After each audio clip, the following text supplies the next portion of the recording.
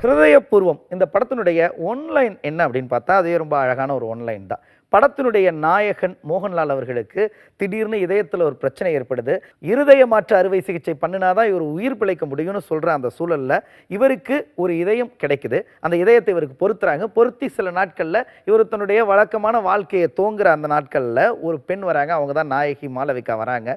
என் தந்தையினுடைய இருதயத்தை தான் உங்களுக்கு பொருத்தியிருக்காங்க. எனக்கு ஒரே ஒரு ஆசை இருக்கு. எனக்கு பூனேல திருமணம் அடுத்த வாரத்துல நடக்க போகுது.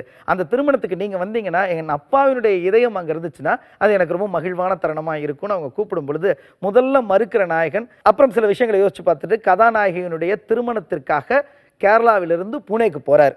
புனேக்கு போன இடத்துல கதாநாயகியினுடைய திருமணத்தில் எந்த மாதிரியான பிரச்சனைகள் நடக்குது, அந்த பிரச்சனைகளை இவர் எப்படி கையாளுறாரு, அதை தாண்டி மாளவிகாவினுடைய வாழ்க்கையில இருக்கிற உறவுகள் சார்ந்த பிரச்சனைகளை எல்லாம் இவர் எப்படி டீல் பண்றாரு அப்படிங்கிறது தான் அந்த படத்தினுடைய மீதம் இருக்கிற கதை.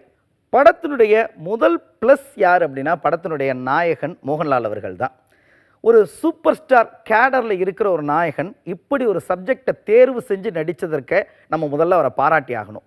ரொம்ப மென்மையான, ரொம்ப பிரீஸியான ஒரு சப்ஜெக்டை சூஸ் பண்ணி, அதில் மற்ற நடிகர்கள் எல்லோருக்குமே ஒரு இணையான ஸ்பேஸ் கொடுத்து, தனக்கான கதாபாத்திரத்தையும் ரொம்ப அழகாக வெளிப்படுத்திய விதத்தில் தன்னுடைய நடிப்பாலும், தன்னுடைய இருப்பாலும், தன்னுடைய அர்ப்பணிப்பாலும் இந்த படத்தின் ப்ளஸ்ஸாக மாறி மக்கள் மனசில் இந்த படத்தை ஒரு படி அப்படி மேலே ஏற்றி வைக்கிறாரு நடிகர் மோகன்லால் அவர்கள்.